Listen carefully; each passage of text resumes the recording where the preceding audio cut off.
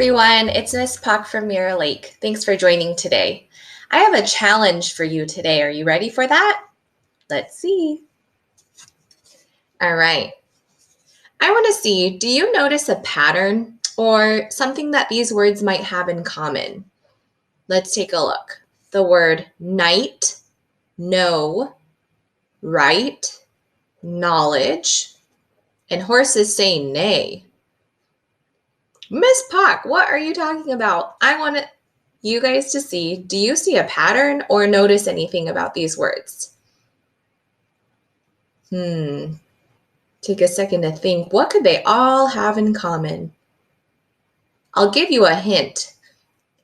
The word silent. Does that help you with anything? So this is a tricky one, like I said. If you haven't thought of it yet, that's okay. I want you to notice that some of the letters don't make the sounds. So take a look at the word night. Is there a group of words group of letters or a letter that you don't hear in the word night? I'm going to sound out N. I hear the N. I hear the I. T. And then I just hear the T. Hey, that GH is silent. That's a silent consonant. I noticed I don't hear that when I say the word night. How about the word know? What don't you hear? I don't really hear the K, do you? I hear the no, but not the K. I don't say kno. And then same with the word right. Can you guess what you can't hear? That's right, the GH. I hear the I, t. And then the same with the word knowledge. Hey, I'm seeing a pattern now. I don't hear the sound KN. I only hear the N for knowledge. And then the last silly one, horses say neigh. And when I'm reading that, I just hear N-A. I don't really hear neg because you don't say the GH. So that was a pattern. I told you it was tricky. If you got it, awesome job. But let's take a look at the target today and see what we're looking at. So here's the target for today. I will look for silent consonants, which are non-vowels. So we're specifically going to look for the KN, like in the word knowledge, and GH, like in the word highest, where those are tricky because they're really silent and you can't hear them when you're reading. The story I have for you today is Roberto Clemente, Pride of the Pittsburgh Pirates by Jonah Winter. Any baseball fans out there? On an island called Puerto Rico, where baseball players are as plentiful as tropical flowers in the rainforest, there was a boy who had very little, but a fever to play and win at baseball. He had no money for a baseball bat, so he made one from a guava tree branch. His first glove he also made from the cloth of a coffee bean sack. His first baseball field was muddy and crowded with palm trees. For batting practice, he used empty soup cans and hit them further than anyone else. Soup cans turned into softballs. Softballs turned into baseballs. Little League turned into minor league, turned into winter league. Professional baseball in Puerto Rico. He played so well. He received an invitation to play in the major leagues in America. What an honor! But the young man was sent to a steel mill town called Pittsburgh, Pennsylvania. Hey, I see a GH, that's silent. Where his new team, the Pittsburgh Pirates, was in last place. Now, this was something very strange, being on a losing team. For the young Puerto Rican, everything was strange. Instead of palm trees, he saw smokestacks. Instead of Spanish, he heard English. Instead of being somebody, he was nobody. His first time at bat, he heard the announcer stumble through his Spanish name.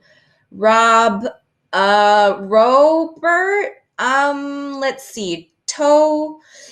Clement? It echoed in the near empty stands. Roberto Clemente was his name, and this is pronounced Roberto Clemente. As if to introduce himself, Roberto smacked the very first pitch.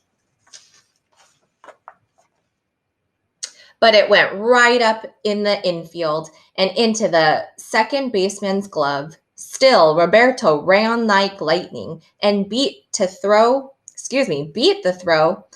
to first base. The Pittsburgh fans checked their scorecards. Who was this guy, Roberto Clemente? Do you see one of our silent words? I see one here. There's the GH in lightning.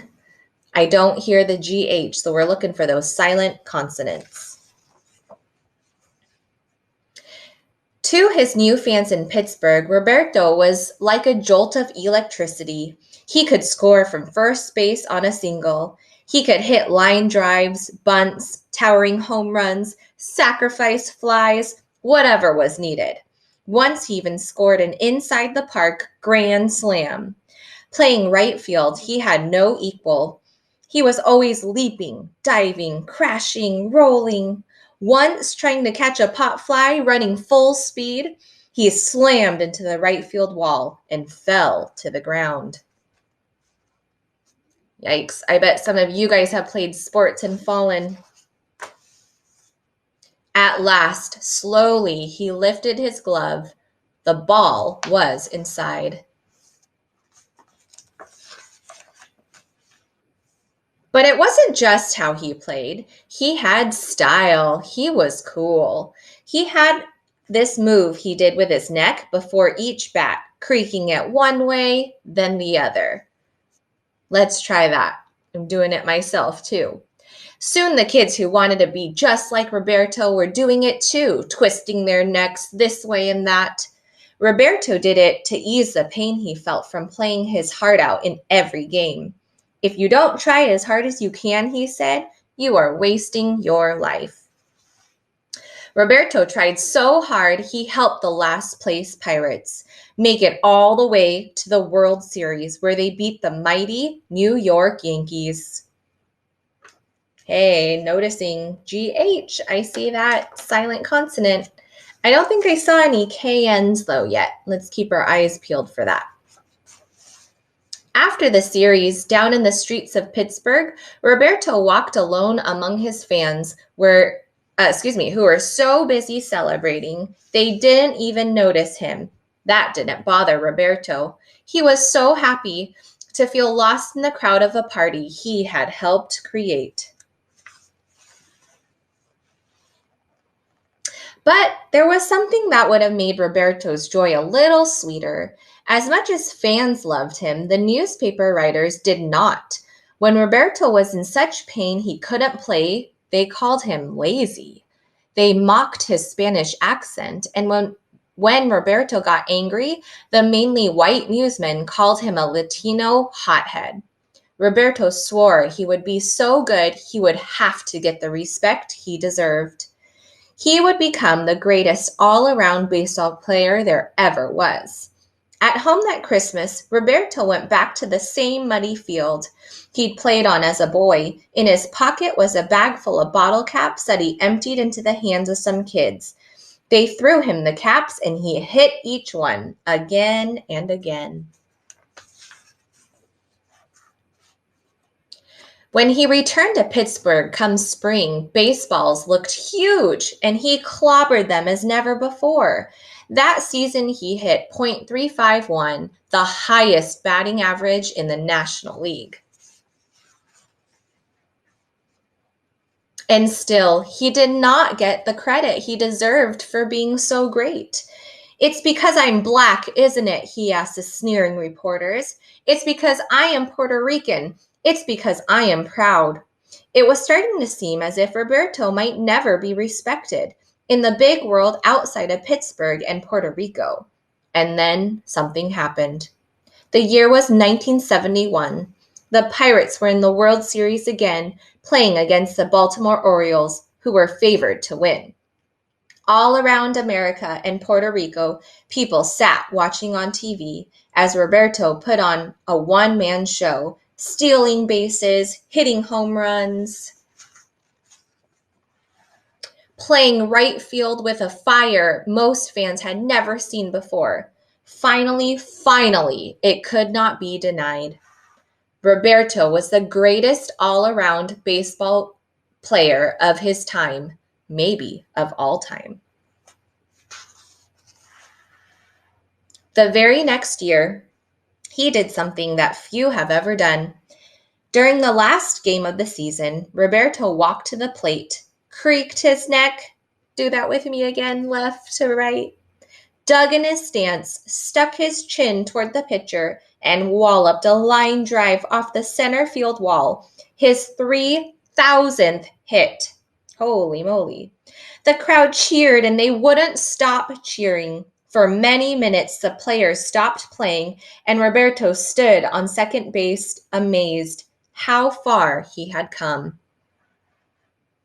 This says, Roberto is now one of 11 players in Major League history to get 3,000 or more hits. That's a lot of hits. And yet, when the season was over, the hero returned to the place where his story began, to the land of muddy fields and soup cans and bottle caps, to his homeland of Puerto Rico, where he was worshipped. But did he sit around and polish his trophies? No. That rainy New Year's Eve, Roberto sat in the San Juan airport and waited for mechanics to fix the tired old airplane that would take him to Central America. There had been a terrible earthquake, and he wanted to help the victims.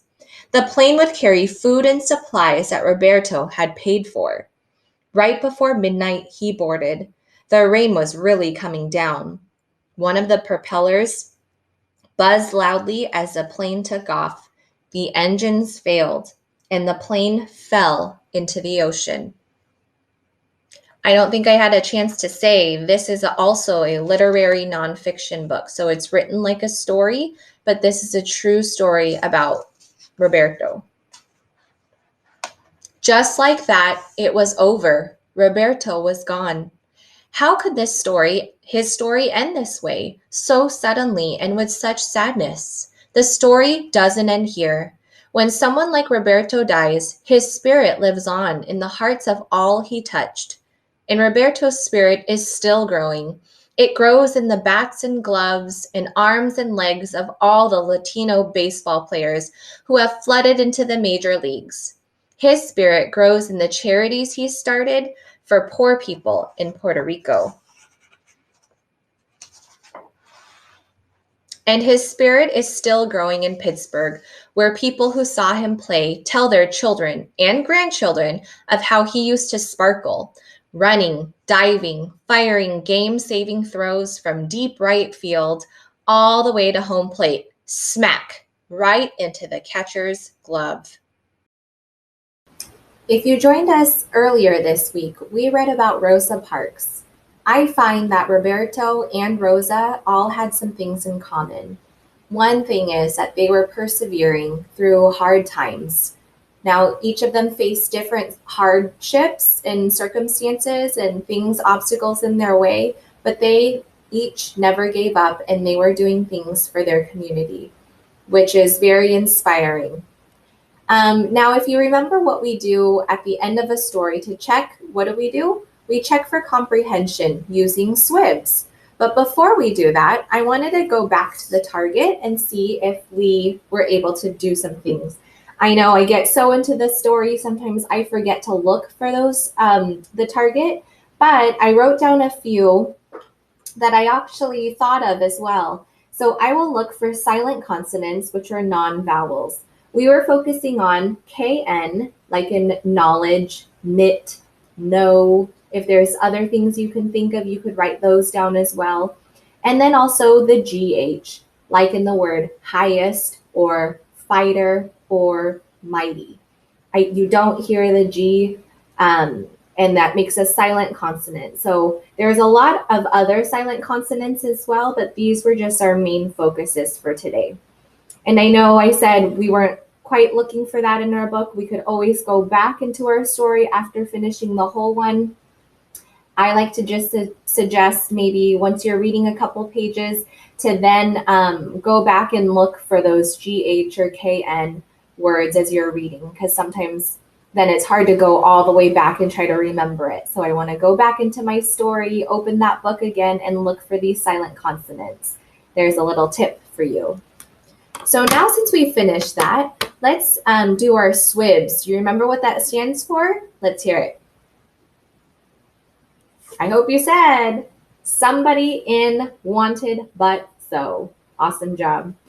Remember, somebody is the main character. In is the setting. Where does it take place? Wanted. What was that character's motivation? Like, what did they want in the story? But, remember the big but, what's the problem? Again, there could have been a lot of small problems throughout, but we want to find the biggest one. And then, so, the solution. How did that problem get solved? Remember to always make sure those two connect, okay? So I hope you're thinking right now, you know I have it written for you already, but who was the main character of this story? Do you have the person in your head? And here's a trickier, do you remember what city they were in? See if you remember that. So at least we have the somebody in, and then do you know what he wanted in this story? What did he want throughout the story? So I have this filled out, not in a complete sentence yet, but using the same SWIBs, somebody in, wanted, but so. Did you say Roberto? He was, of course, the main character. Then, sorry, finding the camera, Miss Pack, stay still. In, they were in Pittsburgh. Wanted, I put that he wanted to be treated like a regular baseball player. But what was wrong? What was the main problem? Newspaper writers weren't very kind to him. So what did he do to solve that? He didn't let that defeat him and continued playing hard. Again, this is not the only answer. This is not the only correct one. If you had a different one, that could be right as well. But we're just basically checking our comprehension, checking, do we understand what happened in the story? And this is a great way to say orally, like you can tell somebody, or write it down if you want some more practice. Do you remember what I like? Do I like it in a chart, or do I like complete sentences? I hope you guessed it. If you've been with us or have been in my class, Miss Pak likes complete sentences. So just for fun, go ahead and read that with me. Roberto in Pittsburgh wanted to be treated like a regular baseball player, but newspaper writers weren't kind to him, so he didn't let that defeat him and continued playing hard. I do have a period down there. You just can't see it. But thanks for doing that with me. Remember that you can do this for each chapter or of a book that you're reading if you're doing a chapter book, or you can do it through after you finish a whole story, which is great too. Again, you don't always have to write it all down, but you can. It's good to keep that in your mind so that you're checking yourself as a reader as well. Parents, you can always ask your student or scholar for SWIBs. That's what we call it. Again, that's somebody in, wanted, but so. And if you're having trouble thinking about it, that might be a good idea for you to go back to the text, which is not cheating. That's what good readers do, is go back in the text to try and find the correct spelling of the character's name or the city or wherever they're at.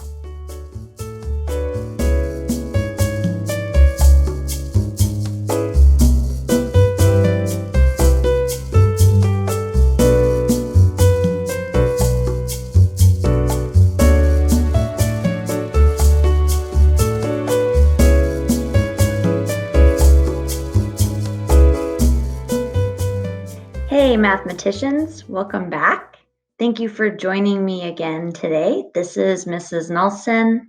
I am your guide this summer as we explore and review and practice important third grade math skills and concepts that we need to know. And this is our third day exploring division. So this week we have talked about what division is, what it looks like, and also we have practiced and learned two different strategies that we can use to solve a division equation. So our first day we were exploring division, we talked about how to use a picture, drawing equal groups or an array to solve a division equation. And yesterday we practiced talking about how to use repeated subtraction, taking away equal groups from the total to figure out the answer for a division equation. Today, we will be learning a new strategy, which is a strategy that we also talked about and practiced for multiplication last week. So this strategy is skip counting, and it's not brand new because we actually used skip counting as a strategy for multiplying as well. So that's what we're going to look at today. So before we start on our learning target for today, just a quick reminder about what division means, that it's just splitting a total into equal groups. We think about sharing fairly, and one example would be dealing cards for a card game. So last time we looked at how to use repeated subtraction as a division strategy. Where we were practicing starting with the total. So like in this example, we looked at 16 divided by 4. 16 is our total we're starting with. And we were taking away or subtracting equal groups from the total over and over again. So repeated until we got to 0. And then we just counted how many groups did we have to subtract. So in this equation, 16 divided by 4, we were subtracting groups of 4 from 16, and we were able to subtract 4 groups of 4 total. And I also have a couple other models down here just to show in an array how we can see that 4 rows of 4 would be 16. And on the number line, if we were counting backwards, jumping backwards by 4 from 16, then we would jump 4 times to get to 0. So those are just some examples that go with our strategy that we learned last time for repeated subtraction.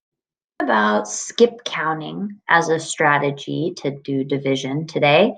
I thought we would start by just reviewing what skip counting means and what we're actually doing when we skip count by a certain number.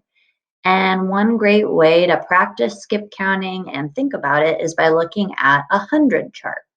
So this is a 100 chart, just shows our numbers starting with 1 all the way up to 100. And it actually is written kind of like an array. So you see that the numbers are in rows, and it looks like there are 10 numbers in each row going across. And as you look at the hundreds chart, you can see all of our tens are going down this column at the end here. So just some things to do with a hundreds chart. Notice patterns, and it can be a really helpful tool when we're practicing count bys.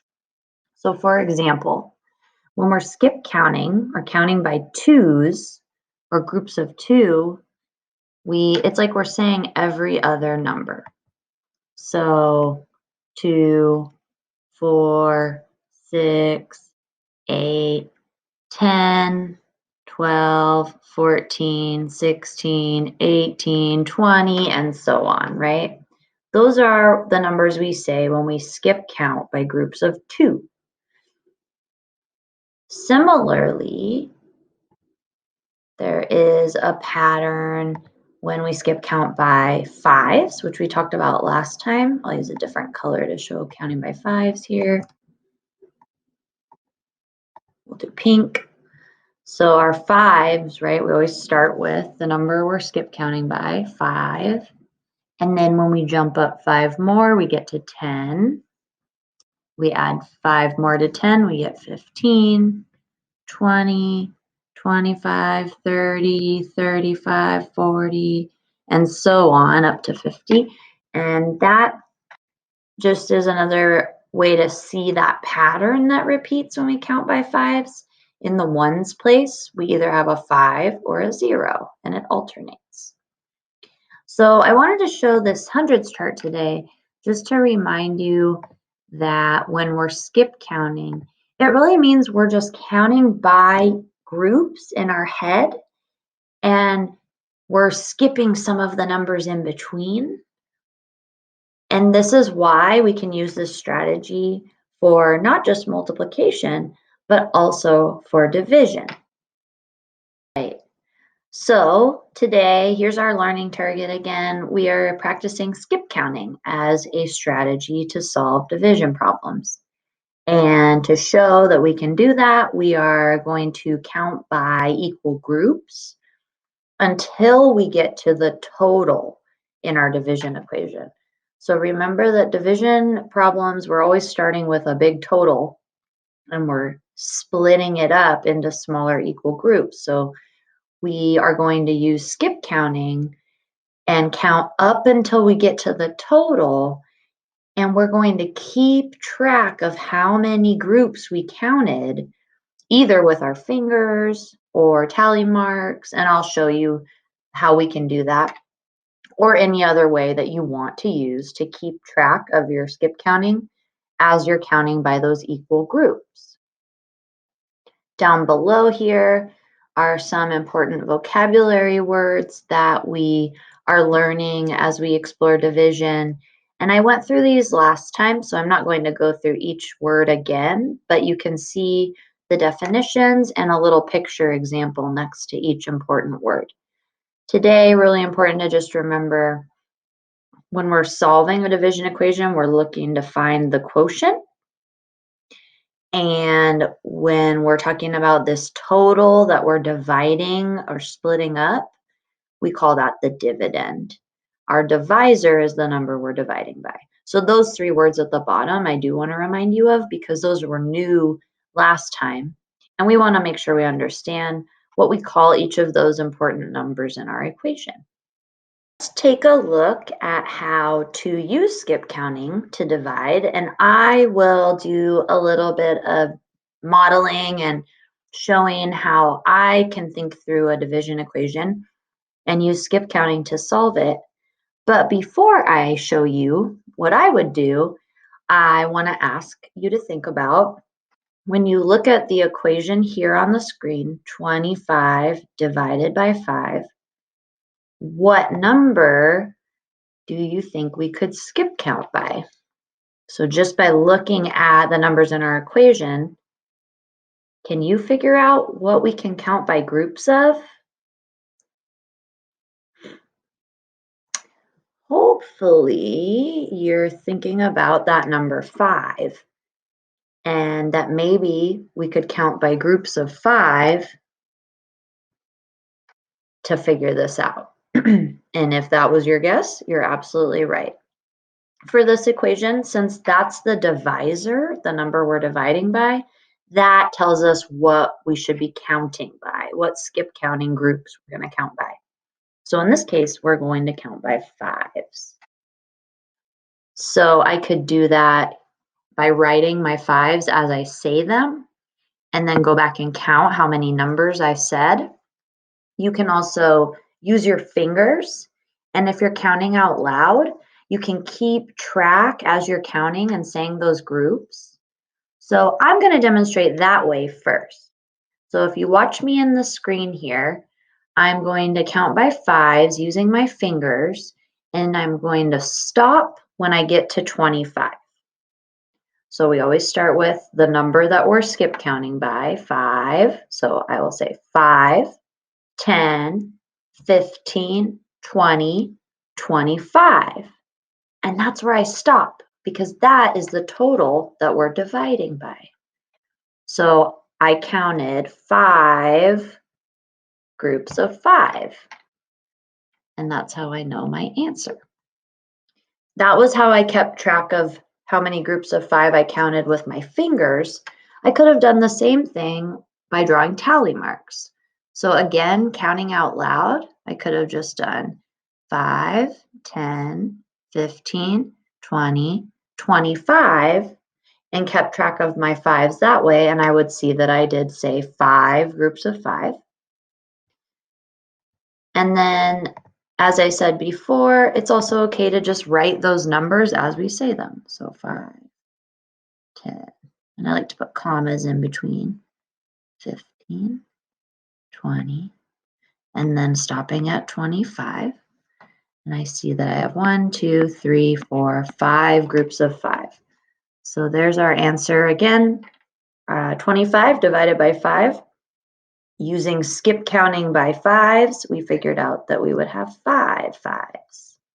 This is just an array that I drew to show how we can connect our skip counting by groups of 5 to drawing a picture to make sure that we counted the right number of groups, and it can be a way to check our answer. Also, though, if you are feeling like skip counting is still kind of challenging, and maybe it's hard to remember what number comes next as you're counting by equal groups, if you draw rows and make an array as you're counting, you can see how many you have altogether each time you add another group. And so it can be a visual tool that you can use to help you when you're counting so that you can remember how many groups have you counted so far, and also just help you keep track of when to stop counting by groups of whatever. So this is just an array showing rows of 5, and our count by is written next to each row just to show what we did with a picture.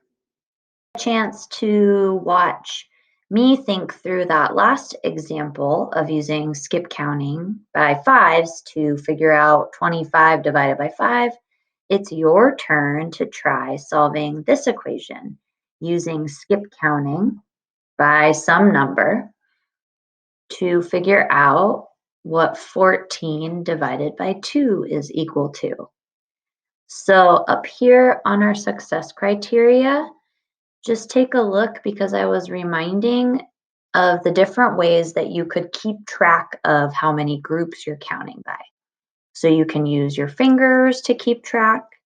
You can grab a paper and something to write with, and you can use tally marks.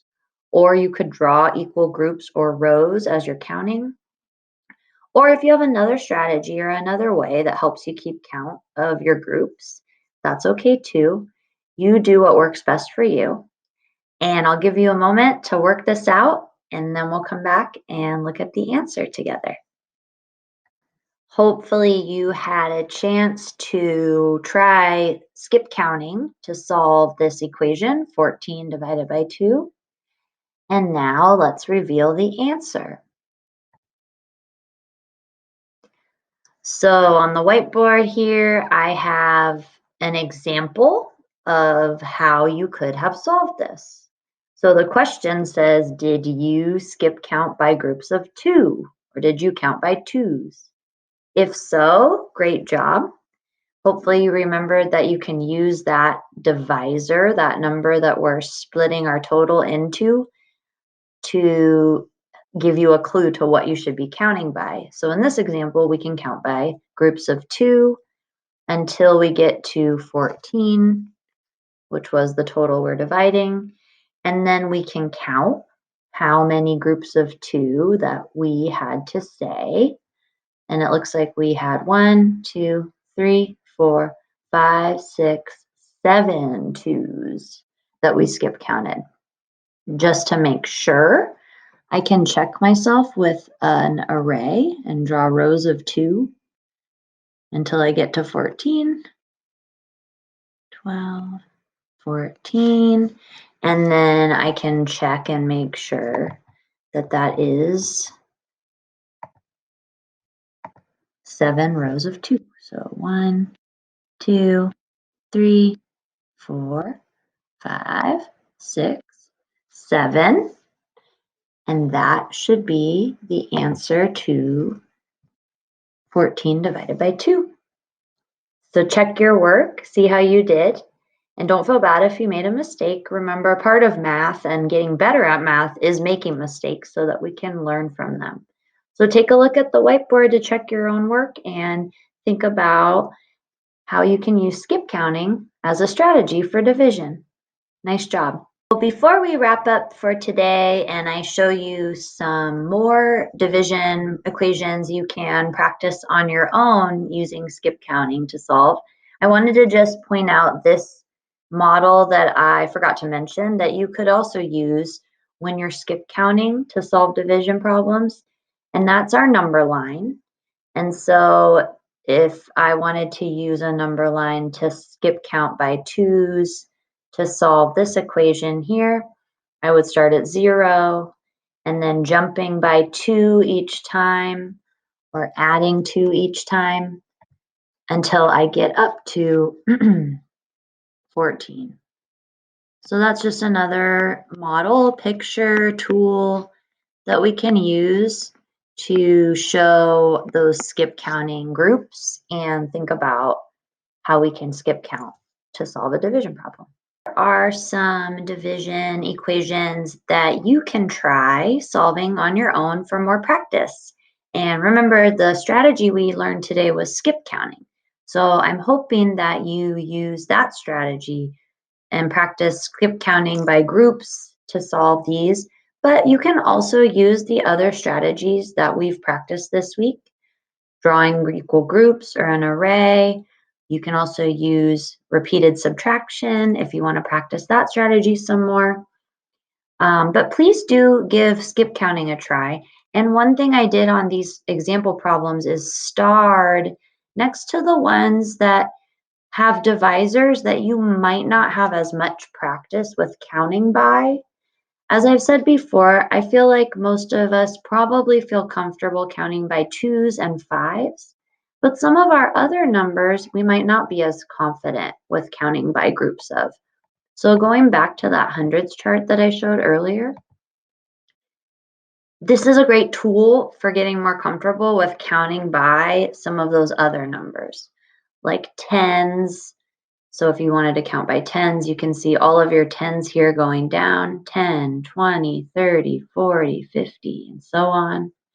If I wanted to practice counting by threes, starting with 3, I could count 1, 2, 3 more and see what number I end up at.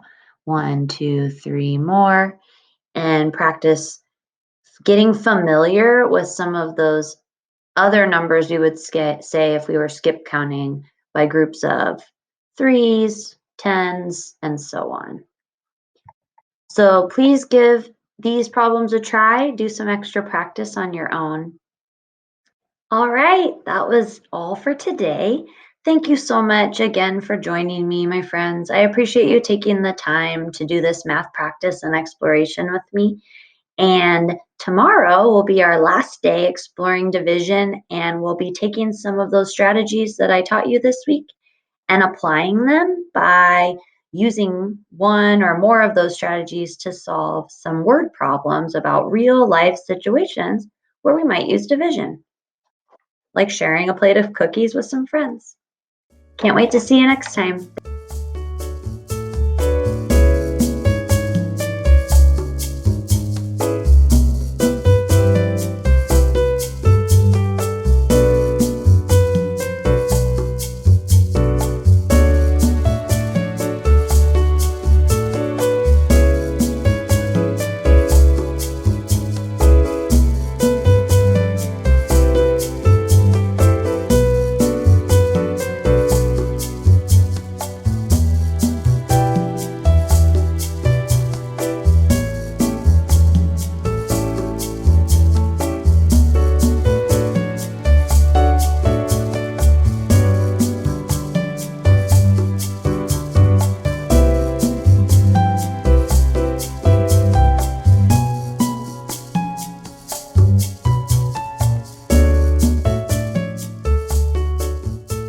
Hola niños y niñas, soy yo la maestra Lorena Vázquez con ustedes una vez más. Aquí me da mucho gusto que estén conmigo acompañándome para aprender matemáticas.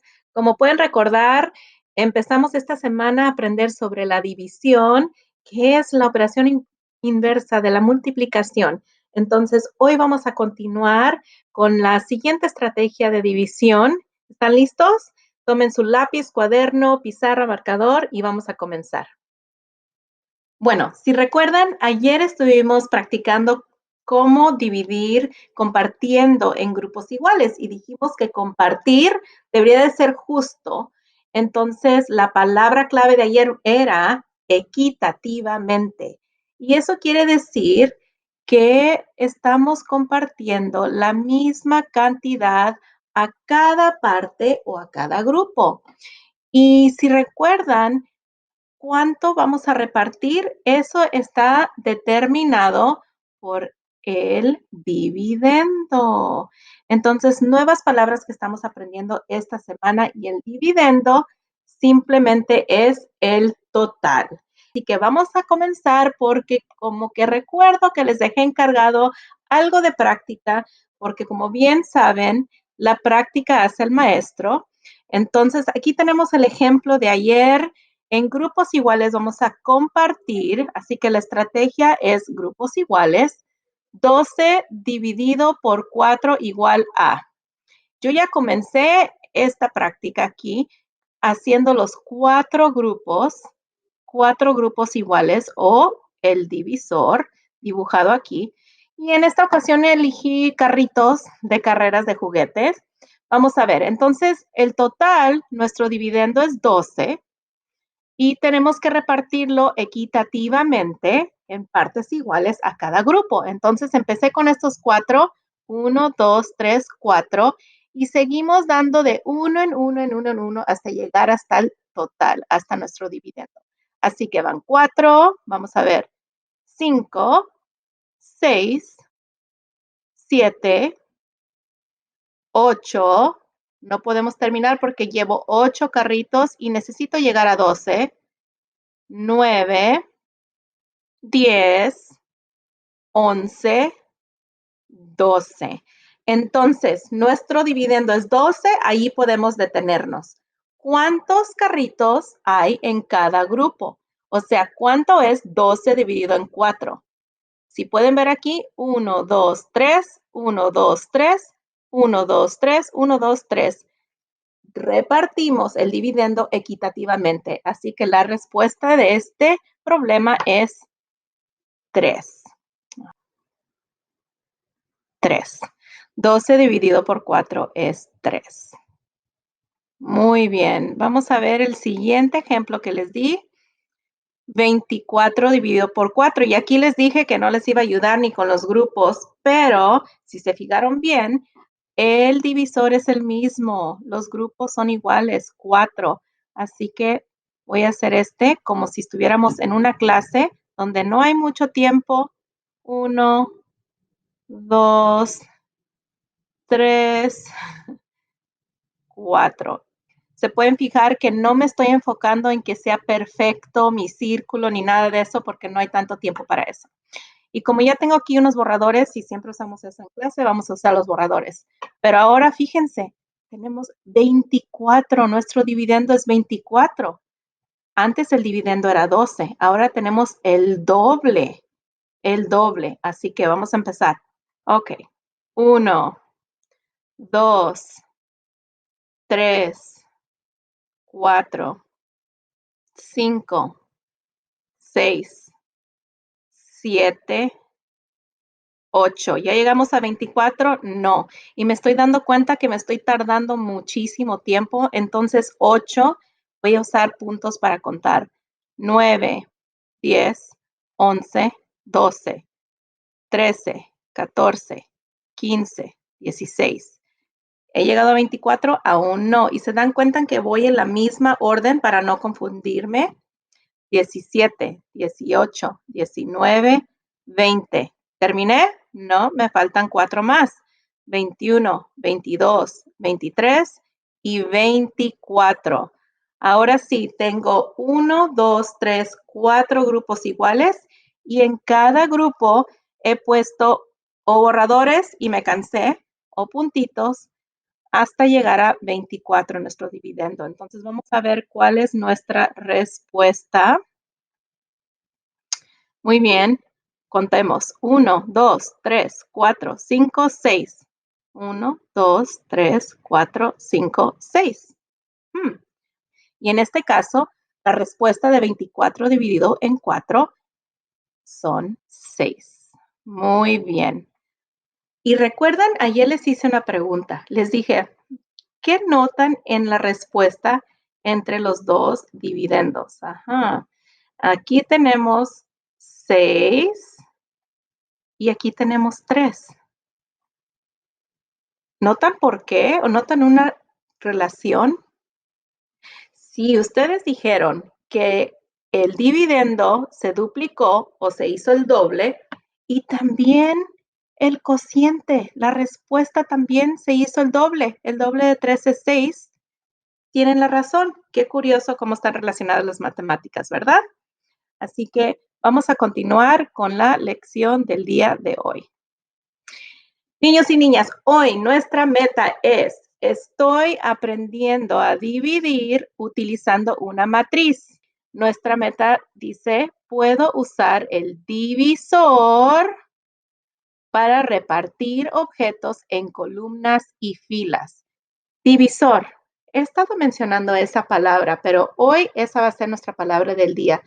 Cuando ustedes me escuchen decir la palabra divisor, ustedes pueden decir grupos o partes.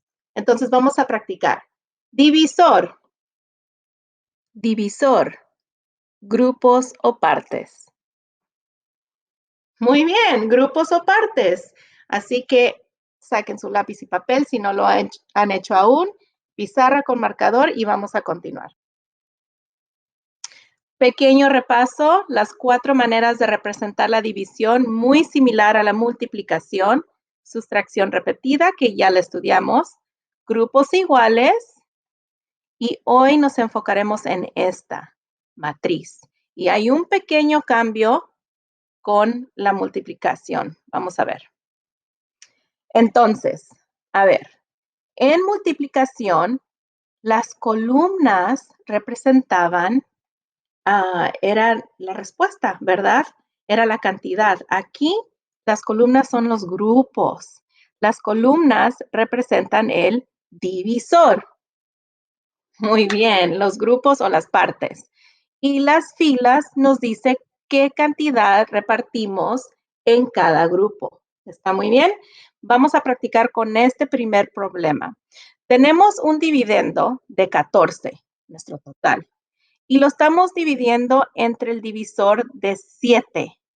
¿Escucharon eso? Divisor. Divisor. Grupos o partes. Muy bien.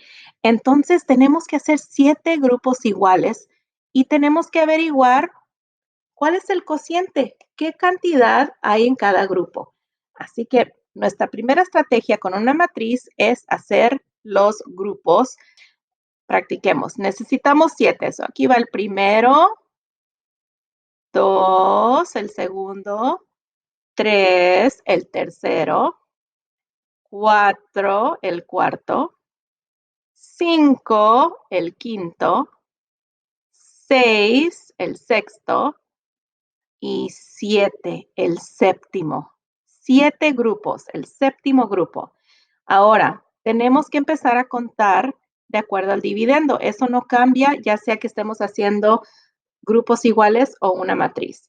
8, 9, 10, 11, 12, 13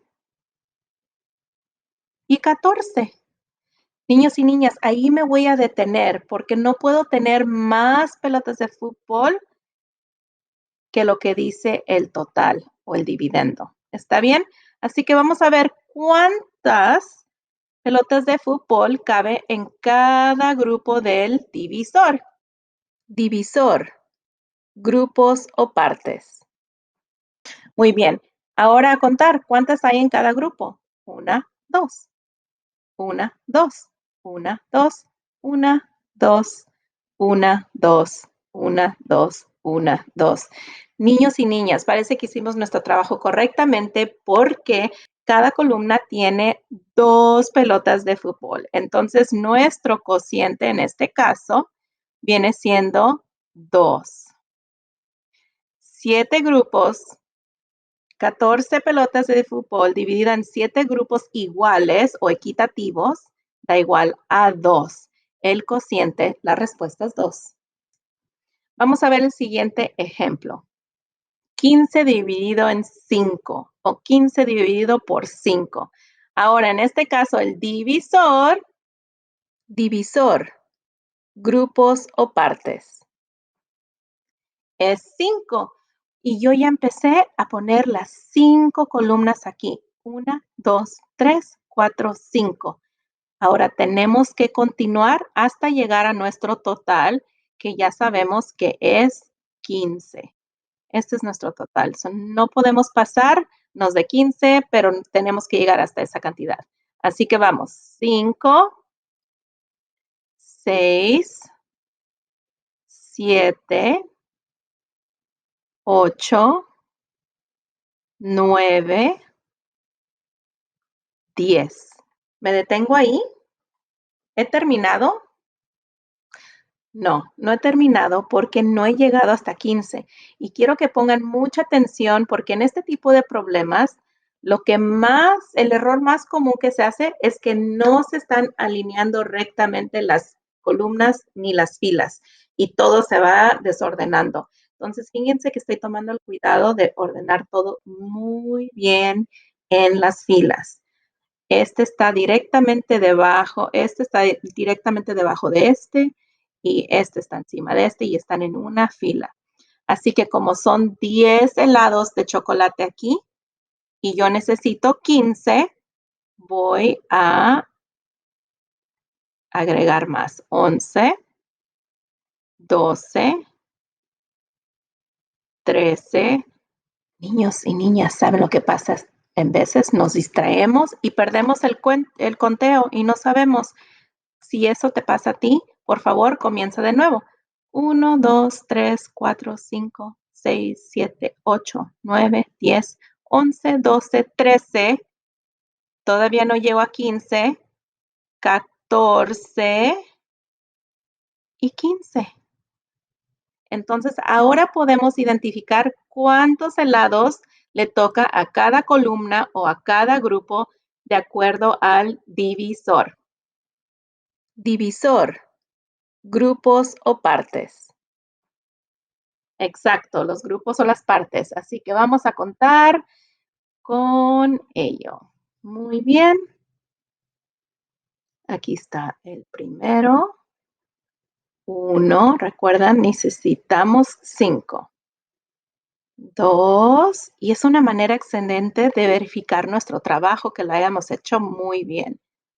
3, exacto. 4, dibujar en la pantalla es difícil, niños. Y 5. Tenemos los 5 grupos, 5 columnas. Ahora nos toca contar cuánto hay en cada uno. ¿Listo? A ver. 1, 1, 2, 3. 1, 2, 3. 1, 2, 3. 1, 2, 3. 1, 2, 3. Excelente, niños y niñas. Parece que lo hicimos correctamente. Cada columna, cada grupo tiene una cantidad equitativa de helados de chocolate, la misma cantidad.